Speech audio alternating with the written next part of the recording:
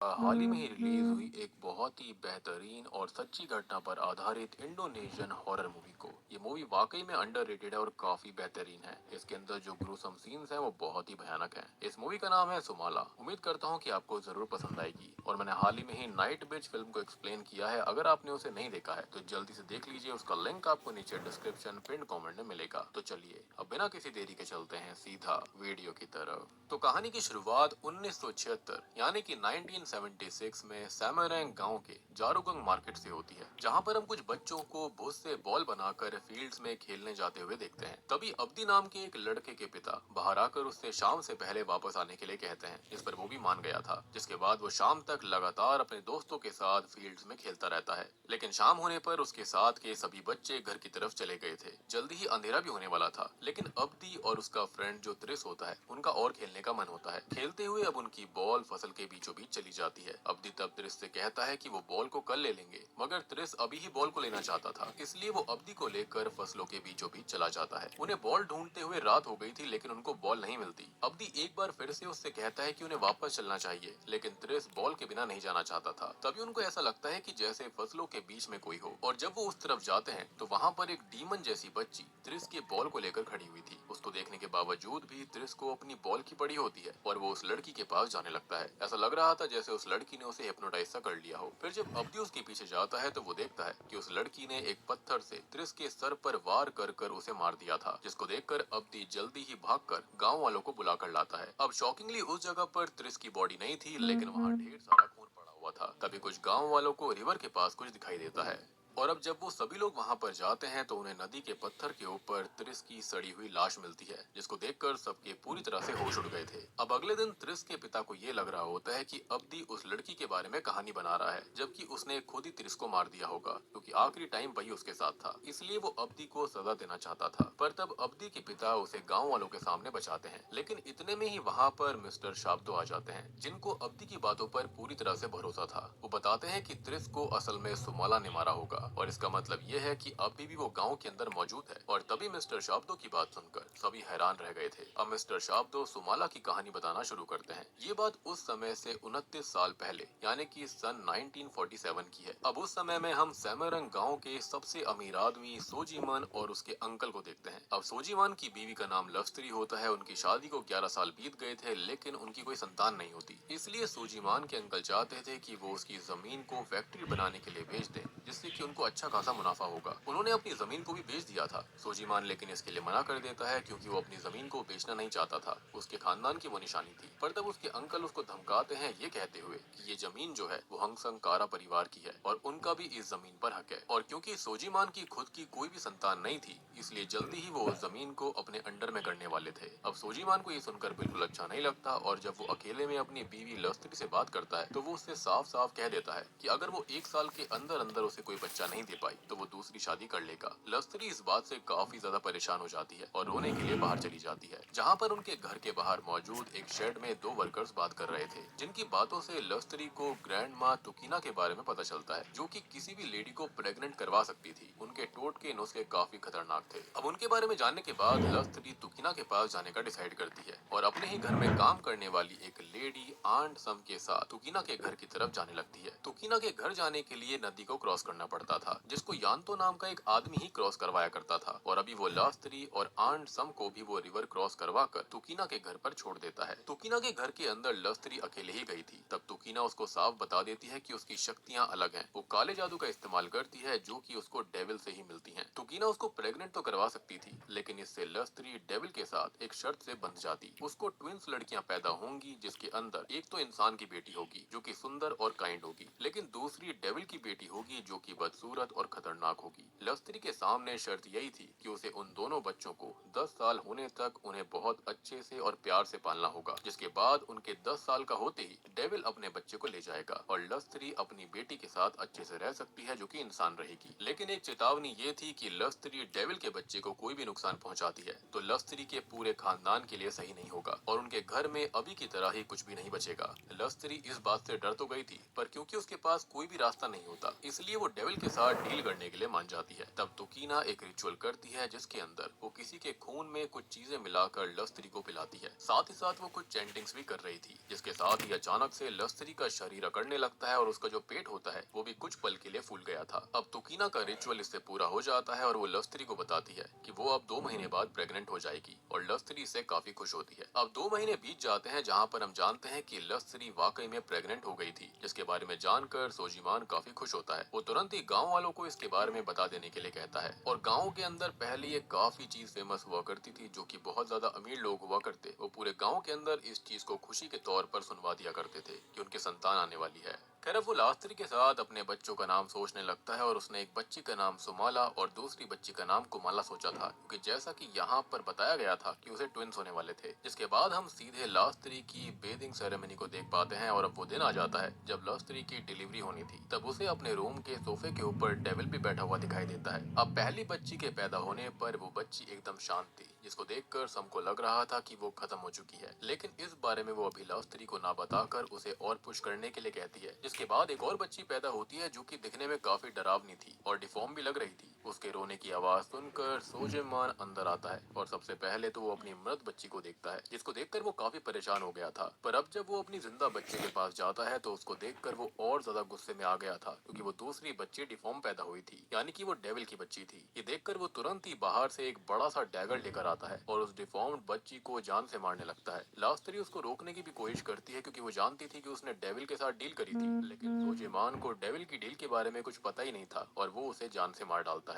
लेकिन तभी अचानक से वो दूसरी बच्ची जो कि अब तक शांत थी, वो अचानक से रोना चालू कर देती है। अब सोजीमान इस चीज से काफी खुश हो गया था और वो सुकीर से इस बारे में गांव वालों को बताने के लिए कहता है। जिसके साथ ही अब कहानी 3 साल आगे यानी कि 1950 में आती है, जहाँ पर हम देखते हैं कि वो जो बच्ची जिंदा बच गई थी उसका नाम असल में कुमाला रखा गया था, लेकिन वो लेफ्ट साइड से डिसेबल्ड होती है। इवन 3 साल की होने के बावजूद भी वो सही से नहीं बोलती थी। सोजेमान और लस्त्री इस बात से परेशान रहा करते। उस वक्त हम सोजेमान के कुछ रिश्तेदारों को उसके घर पर बैठा देखते हैं। वो लोगों की बातों से हमको पता चलता है कि सोजेमान भी बचपन में डिफॉर्म पैदा हुआ था, जिस वजह से वो भी सही से नहीं चल पाता था। तब मिसेस दार्मी नाम की एक लेडी ने उसकी मसाज करी थी और वो सही हो गया, लेकिन कुमाला को वो लोग पहले ही उनके पास ले जा चुके थे, लेकिन उनकी मसाज का भी उसके ऊपर कोई फर्क नहीं पड़ा। लस्त्री ये सब बातें सुन रही होती है और अब कुछ दिनों बाद जब कुमाला साइकिल से खेल रही होती है तो लस्त्री उसे खेलने से मना करती है, तो कुमाला उसके ऊपर चिल्लाने लगती है, जो कि सोजीमान भी देख रहा था। कुमाला अब अपने रूम में जाकर अपने सर को बिस्तर पर पटकने लगती है, जिसको देखकर सोजीमान को लगता है कि कुमाला पागल है, इसलिए अब वो उसको घसीटते हुए उसी शेड टाइप जगह में लेकर जाता है और वहीं पर बांधकर छोड़ देता है। फिर अब कहानी यहाँ से 1955 में आती है, जहाँ पर कुमाला के साथ उसके डिसेबल्ड होने की वजह से वो सही से उससे बर्ताव नहीं करता था। इनफैक्ट कोई भी उससे सही से बर्ताव नहीं किया करता, उसको शेड में ही बांध कर रखा जाता था। और अगर आपको डेविल के साथ करी गई डील याद होगी तो दोनों ही बच्चियों को काफी लाड से दुलार से पालना था, लेकिन यहाँ पर तो सोजेमान ने डेविल की बच्ची को स्टार्टिंग में ही मार दिया और कुमाला के साथ भी अच्छा बर्ताव नहीं किया जाता था।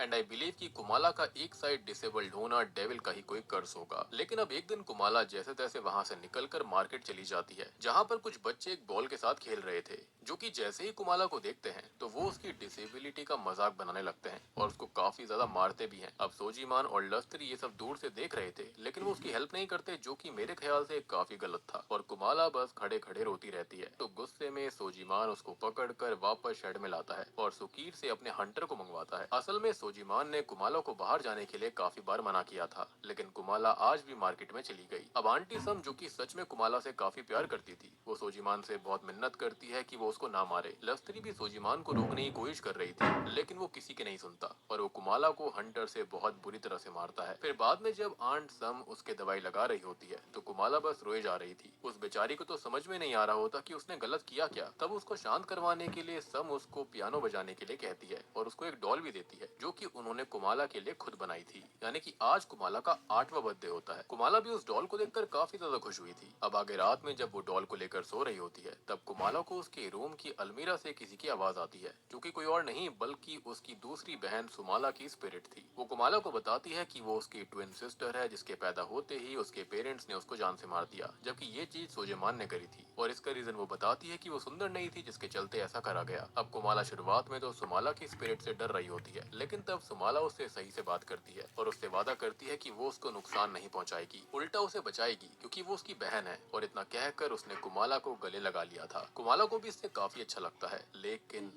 तभी हम सुमाला की स्पिरिट को क्रीपी स्माइल करते हुए देखते हैं। इवन रूम के मिरर के अंदर उसकी रिफ्लेक्शन भी नहीं दिख रही थी। ऑब्वियस सी बात है, कैसे दिखती। खैर अगले दिन जब रात में सोजीमान अपना काम कर रहा होता है तब कुमाला आराम से पियानो बजा रही थी, लेकिन सोजीमान उसके पियानो बजाने से भी बेफालतू में बहुत ही ज्यादा इरिटेट हो जाता है और इतना ज्यादा इरिटेट हो चुका था कि वो उसको जाकर चांटा मार देता है, जो कि लस्त्री ने भी देखा था। पर उसके बाद भी वो अपने पति को कुछ नहीं कहती। इवन उसने खुद कुमाला को शांत नहीं करवाया था, बल्कि आंट सम से उसको शांत करवाने के लिए कह दिया। यानी कि वो माँ होने का भी फर्ज नहीं निभा पा रही थी। अब इतने बड़े खानदान के अंदर उसकी शादी हुई थी जिसके चलते वो अपने पति से बहुत डरती थी, या फिर मतलब कोई भी रीजन हो सकता है, बट स्टिल उसको माँ का फर्ज निभाना चाहिए था। एनीवेज आंट सम उसको स्ट्रॉन्ग बनने के लिए कहती है और फिर कुछ सोचते हुए कुमाला सोजीमान के रूम में जाती है और एकदम से उसकी बॉडी बिल्कुल सही हो गई थी। उसको सही तरह से चलते और खड़ा देखकर सोजीमान शॉक्ड हो जाता है, मगर इससे पहले कि उसका दिमाग इस बात को प्रोसेस कर पाता, उससे पहले ही कुमाला पास में पड़े एक पेन को उठाकर सोजीमान के हाथ में ही घुसा देती है,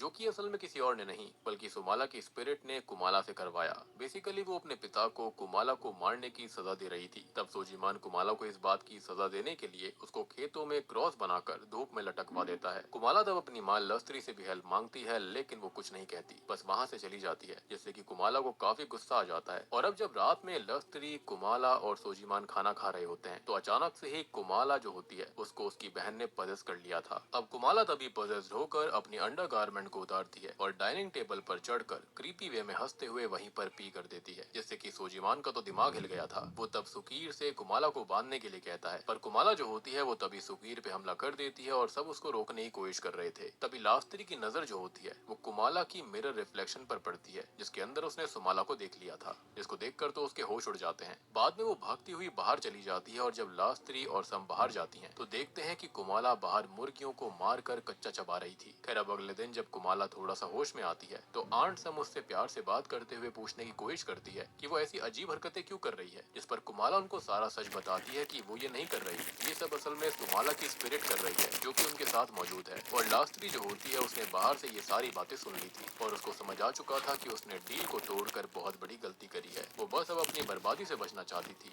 इसलिए वो जल्दी में तुकीना से मिलने के लिए जाने लगती है। अब जो आंट सम होती है उसने भी उसको जाते हुए देख लिया था, इसलिए वो अपने बेटे शाब्दो से कुछ देर के लिए कुमाला का ध्यान रखने के लिए कहती है और लस्त्री के पास जाने लगती है। शाब्दो असल में सम का ही बेटा था, जो कि अभी 1976 के अंदर गांव वालों को इस कहानी के बारे में बता रहा था। खैर वो यहाँ पर कैसे पहुंचा, क्या हुआ था, इसके बारे में भी हमको आगे जरूर पता चलेगा। Anyways coming back to the story now, तो यहाँ पर जो लस्त्री होती है वो सीधा यान्तो के पास चली जाती है। यान्तो उनको ये बताता है कि तुकीना तो पिछले महीने ही मारी जा चुकी है, जिसको सुनकर लस्त्री और ज्यादा परेशान हो गई थी, क्योंकि तुकीना के अलावा कोई भी नहीं था जो कि उसकी हेल्प कर सकता था। इसलिए अब वो परेशान होते हुए सम को भी बता देती है कि उसने प्रेग्नेंट होने के लिए डेविल के साथ डील करी थी, यानी कि आज तक उसने इस बारे में किसी को बताया ही नहीं था। अब सम भी ये जानकर काफी डर जाती है, जिसके साथ कहानी अब एक साल और आगे बढ़ती है, यानी कि 1956 में, जहाँ पर अब कुमाला के साथ और भी बुरा सलूक होने लग गया था। अभी भी सुकीर उसको पकड़कर शेड में लेकर जाता है और उसको चेन से बांधकर शांत रहने के लिए कहता है। इनफैक्ट उसने बाहर से भी ताला मार दिया था। सम अभी भी सोजीमान से ऐसा करने से मना कर रही थी, लेकिन सोजीमान के हिसाब से कुमाला दिन प्रतिदिन वाइल्ड होती जा रही है और इसलिए वो उसको खोलने से साफ इनकार कर देता है। तभी हम सम को देखते हैं जो कि शेड के बाहर से ही कुमाला से बात करती थी। वो उससे ये कहती है कि वो बेशक से कैसी भी क्यों ना हो जाए, वो हमेशा उसको प्यार करेगी। और कुमाला के पास भी बस समी थी जो कि उसके अंदर हिम्मत बांधकर रखा करती।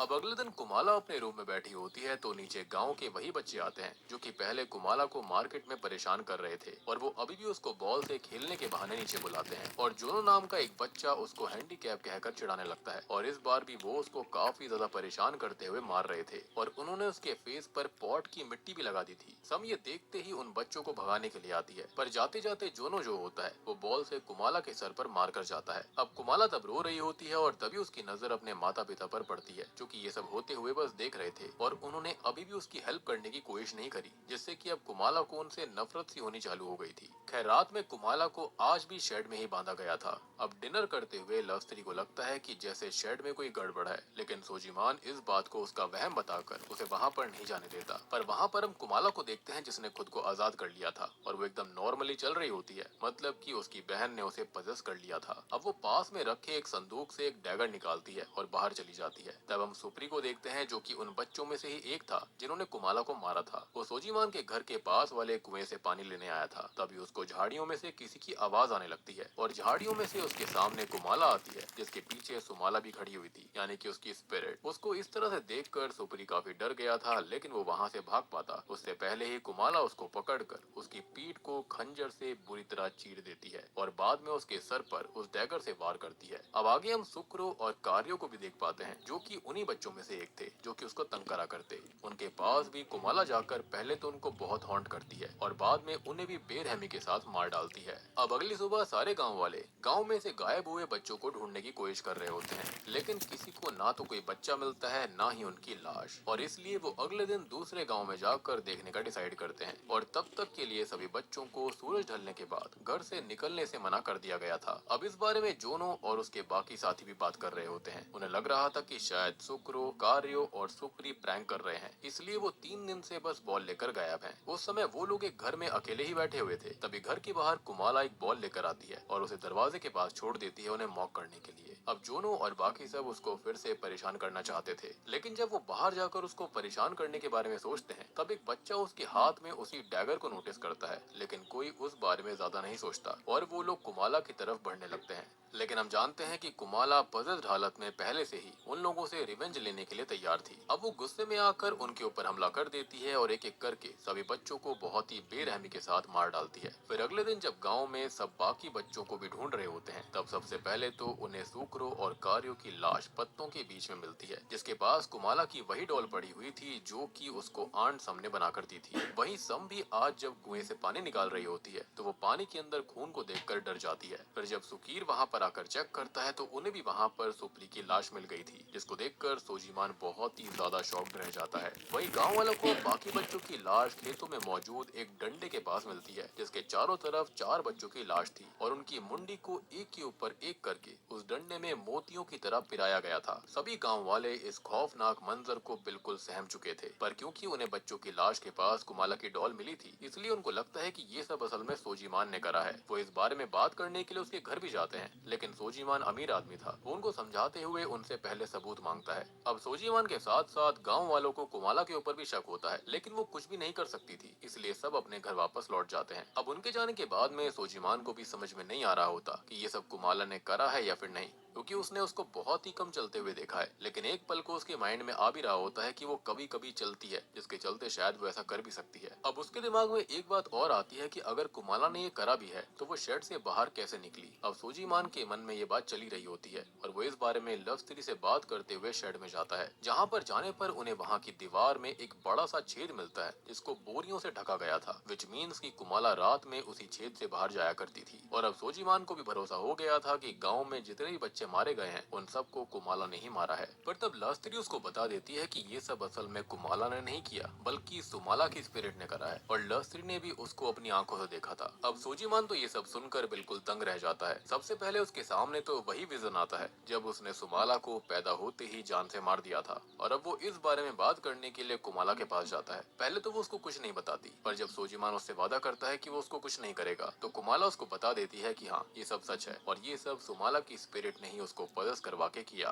वो कहती है कि उसने उसे काफी रोकने की कोशिश करी थी लेकिन वो नहीं मानी। अब कुमाला अपने पिता को बताती है कि सुमाला की स्पिरिट ने उससे वादा किया है कि वो उन इंसानों को जिंदा नहीं छोड़ने वाली जो कि उसको परेशान करते हैं। और सोजीमान ये बात सुनकर कुछ सोचते हुए जल्दी से नीचे जाता है। नीचे जाकर वो सुकीर से कुमाला को शेड के अंदर शक्ल करने के लिए कहता है, यानी कि उसको और ज्यादा टाइटली बांधने के लिए कहता है, और वो खुद मिस्टर कुसनो के पास जाने लगता है जो कि असल में काइंड ऑफ शेमन थे जो कि कुमाला को सुमाला से अलग करने में हेल्प कर सकते थे। अब सुकीर ने कुमाला को बांध दिया था और कुमाला अभी रो रही होती है और उसको समझ में नहीं आ रहा होता कि ये सब हो क्या रहा है। तब आंट सम उसके पास आकर उसे शांत करवाती है, उसको संभालती है। अब रात में कुमाला का 9वां बर्थडे भी था और वो आंट सम कसम से इस बार गिफ्ट में यही चाहती थी कि वो उसे छोड़कर चली जाए, क्योंकि कुमाला को सुमाला ने बता दिया था कि वो 12 बजते ही उसको पजस कर लेगी और अपनी मौत का बदला लेगी। ऐसे में कुमाला नहीं चाहती थी कि वो पजस होकर आंट सम को भी नुकसान पहुंचाए। अब सम जो होती है वो वैसे तो उसे छोड़कर नहीं जाना चाहती थी, पर वो कुमाला के जिद करने पर मान जाती है और तुरंत ही अपने बेटे शाब्दो को वहाँ से लेकर निकल जाती है। शाब्दो उनसे जानने की भी कोशिश कर रहा था कि वो सोजीमान के यहाँ पर काम को क्यों छोड़कर जा रहे हैं, लेकिन अभी सम शाब्दो को कुछ नहीं बताती। और अब थोड़ी देर के बाद में सुकीर कुमाला को खाना देने के लिए शेड में आता है, लेकिन कुमाला को वो खाना अच्छा नहीं लग रहा था। सुकीर तब उससे सही से बात भी नहीं करता, इसलिए कुमाला उसके सामने ही एक कॉकरोच को पकड़कर उसको खाने लगती है, जो कि उसको वाकई में अच्छा लग रहा होता है, जिससे कि थोड़ा घिन महसूस करते हुए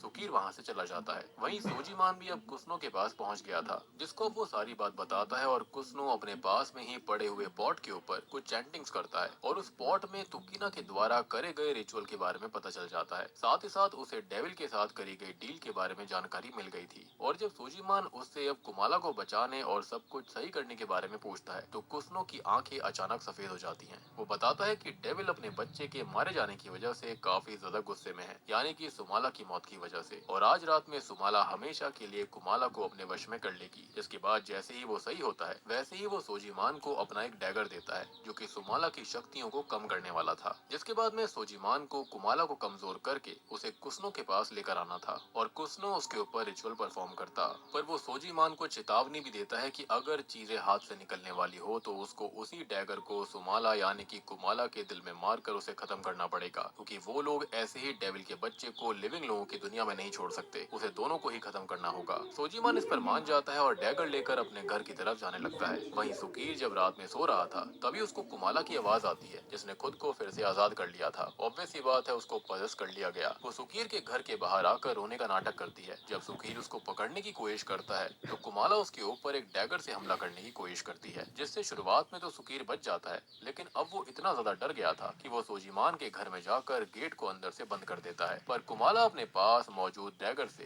गेट पर काफी बार वार कर कर गेट को ही तोड़ देती है और अंदर आ जाती है। और बाद में जब सुकीर उससे बचने के लिए भागने की कोशिश करता है तो कुमाला उस डैगर को फेंक कर उसकी छाती के ही आर पार कर देती है, जिसके बाद उसने सुकीर के गले को बुरी तरह से काट दिया था। अब अगला नंबर लस्त्री का था। वो अभी अपने रूम में आराम से सो रही थी कि तभी उसको कुमाला के पियानो बजाने की आवाज आती है, इसलिए वो पियानो वाले रूम की तरफ जाने लगती है। पर जब लस्त्री वहाँ पर पहुँचती है तो कुमाला उसकी तरफ भी क्रीपी स्माइल करते हुए बढ़ने लगती है, और क्योंकि वो उसको भी जान से मारना चाहती थी, रिफ्लेक्शन में लस्त्री को दिख चुका था कि कुमाला से ये सब सुमाला करवा रही है, इसलिए लस्त्री काफी डर जाती है। अब वो प्यार से बात करते हुए कुमाला को शांत करने की कोशिश करती है, लेकिन जब कुमाला उसकी बात नहीं सुनती तो लस्त्री भागते हुए दूसरे रूम की तरफ जाने लगती है। तब रास्ते में उसे सुकीर की लाश भी दिखाई देती है और वो समझ गई थी कि उसका अंत भी नजदीक है, जिससे कि वो बहुत डर जाती है। अब लस्त्री जल्दी से एक रूम में जाकर उसके सामने एक बड़े से टेबल को रख देती है ताकि कुमाला उसे खोल ना पाए, यानी कि पजल्स हुई कुमाला। पर कुमाला गेट पर पहले तो डैगर से वार करती है और जब गेट कमजोर हो जाता है तब वो धक्का देकर उस गेट को तोड़ देती है। अब यहाँ पर आप सोच रहे होंगे कि इतनी छोटी बच्ची ऐसा कैसे कर रही थी। भाई साहब, वो डेविल के बच्चे से पजस हो रखी है। अब सुमाला कुमाला की बॉडी में किसी भी हाल में अपनी मौत का बदला लेना चाहती थी। अब लस्त्री उसको समझाने की कोशिश करती है कि उसने कुछ भी नहीं करा है और सिचुएशन उसके हाथ में नहीं थी। इवन लस्त्री कुमाला को भी बचाने की कोशिश कर रही थी,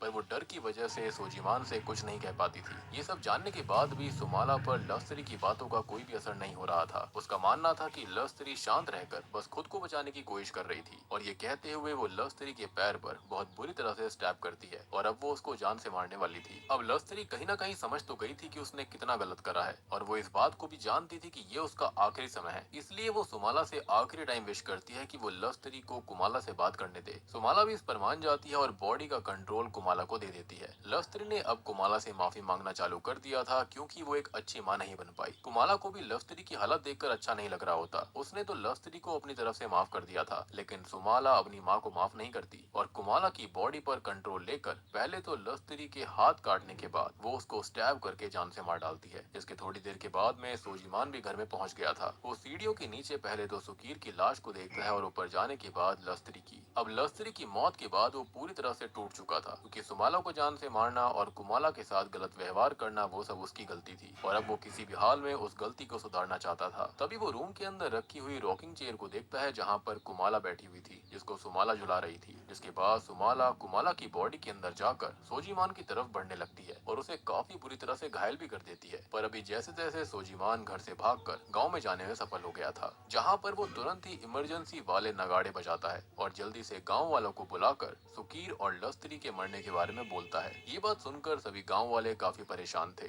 वो तुरंत ही सोजीमान के साथ उस घर में जाते हैं, जहाँ पर सभी को लश्करी और सुकीर की लाश देखकर काफी गलत लगता है। अब उन्हें वहाँ पर कुमाला नहीं दिखाई देती। तब सोजीमान उनसे कुमाला को ढूंढने के लिए कहता है, क्योंकि वो कुमाला को कैसे भी करके कुसनो के पास ले जाना चाहता था। पर गांव वाले उसकी बात को सही से ही नहीं सुनते और उन्हें लगता है कि कुमाला ने ही गांव में मौजूद बच्चों को, सुकीर और लश्करी को मारा है। वो तुरंत ही अब कुमाला को ढूंढने के लिए निकल गए थे। बेसिकली उनके सर पर खून सवार था। वो कहीं ना कहीं सही तो थे, पर सोजीमान जानता था कि वो सब कुमाला ने नहीं किया, बल्कि सुमाला ने करा है, और इसलिए वो गांव वालों को रोकने की कोशिश करता है, पर कोई भी उसकी बात को नहीं मानता। तब सोजीमान जल्दी से एक बोरा, कुसनो का दिया हुआ डैगर और एक रस्सी लेकर खुद ही कुमाला को ढूंढने के लिए निकल जाता है। और उसे शेड में जाने पर कुमाला एक पल को दिखाई देती है, लेकिन अगले ही पल वो वहाँ से भागकर फील्ड्स की तरफ चली गई थी। इसलिए ही सोजीमान उसके पीछे जाता है, जहाँ पर कोई भी नहीं होता। अब वहाँ पर मौका पाकर सुमाला ने अपनी बहन कुमाला की बॉडी में सोजीमान के ऊपर हमला करना चालू कर दिया। पर तब सोजीमान भी पास में पड़े पत्थर से उसके सर पर वार करके उसे बेहोश कर देता है, और वो उसको डैगर से जान से मारने वाला था, क्योंकि चीजें सच में हाथ से निकल गई थी। पर अब सारी सच्चाई जानने के बाद वो कुमाला को मारना नहीं चाहता था, और अब वो उसकी बॉडी को एक बोरी में भरकर पास में बैठकर रोने लगता है। सुमाला भी अब तक बोरी के अंदर जाग चुकी थी, जो कि सब चीजों के लिए सोजीमान को ही ब्लेम करती है और उसे और ज्यादा रोने पर मजबूर करती है। जिसके अगले ही पल वो बोरी से गायब हो जाती है और उसने फिर से सोजीमान पर हमला करना चालू कर दिया। लेकिन इस बार सोजीमान ने हिम्मत करके